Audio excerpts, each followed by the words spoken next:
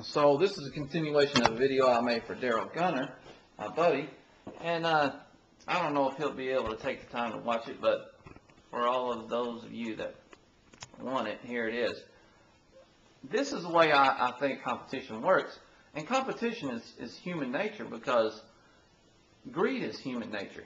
And so if you've got a guy making $1 million, well, everybody wants that $1 million.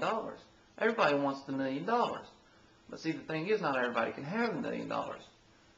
Because why would anybody switch from the guy that's making $1 million when you want to make the same $1 million he does? The way you get people to switch is you offer them less money. The same thing for less price. So you have the guy making $1 million, and somebody says, well, I'll supply that same product for you for $750,000. So what happens is, as we talked about, you have this where the Colombian drug cartels cover their expenses. This where they can make a profit, and you have the artificial price here. What would happen is you would have wholesale suppliers that would say, look, I see how the Colombian drug cartel kings live. They live like, royalty over there.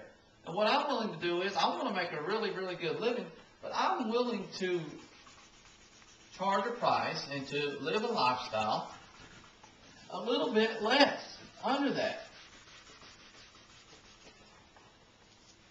And you have a guy that comes in and says, I'll do it here. Maybe he's from New Jersey. Maybe he's from Afghanistan. I don't know. But this is still a really good profit margin. This amount right here.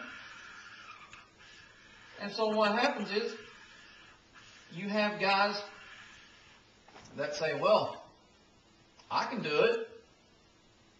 I can do the same cost as the Colombian guys. I can make the same profit, but my inflated profit, I'm willing to take down here.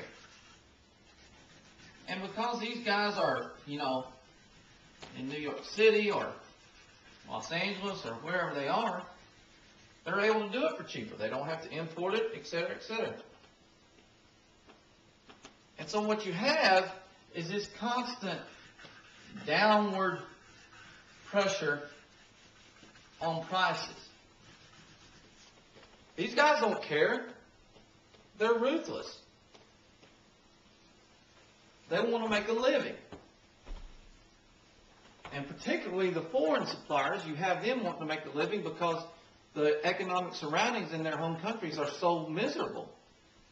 They don't have to live up here. They don't have to live up here. They're willing to live much closer down here to this base profit line because it provides something above the alternative in their surroundings. And you'll have this all throughout the chain.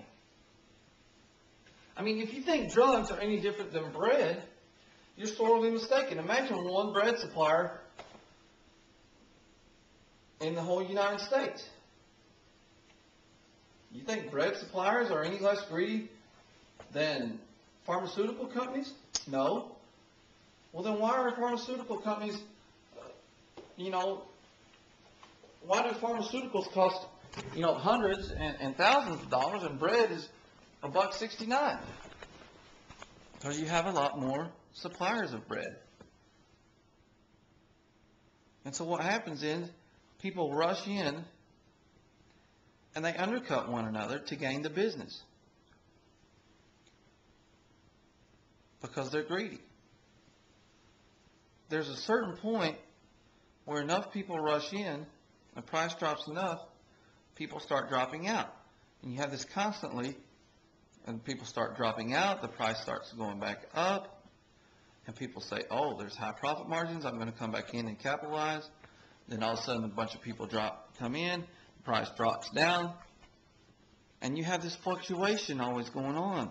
And this is where a market price is found. A market price is found at that balance, where enough suppliers are in to create the supply, but they don't cut off their own profits. And this is what legalization would bring about for the drug industry. It's human nature because people are greedy. Just like the consumption of drugs is human nature, the greed involved in supplying the drugs is defined, is determined by human nature.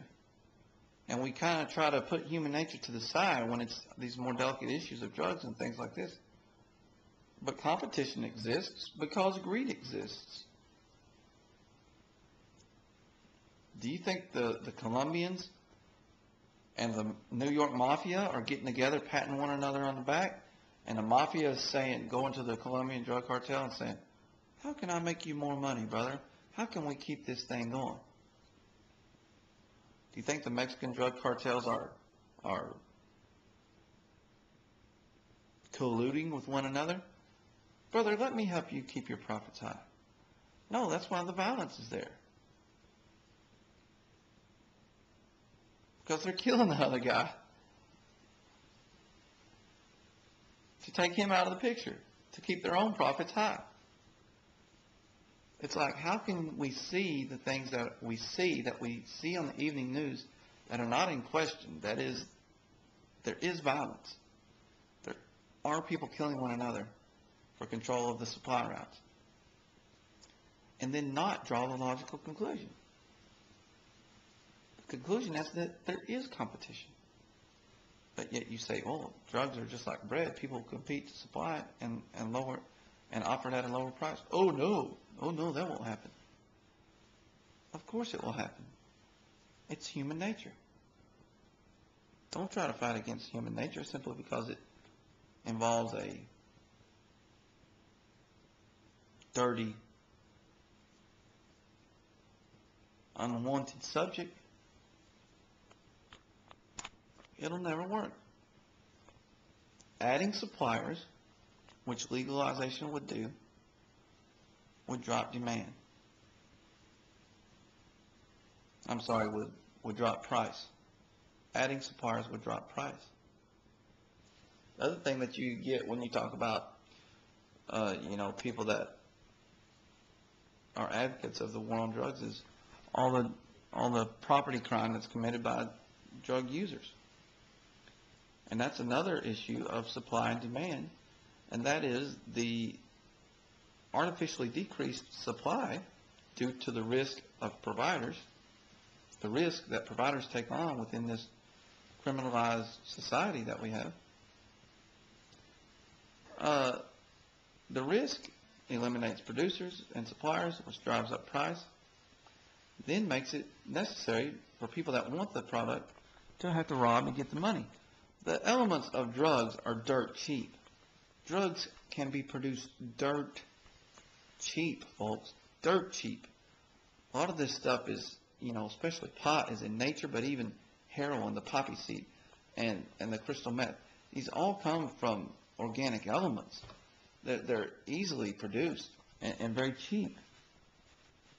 These things could be bought for pennies, but they're sold for hundreds of dollars because of the risk associated to the producers of these things. And so a guy's addicted. You can't stop addiction. We all know addiction goes on under criminalization. It's not like the criminalization of drugs has reduced addiction.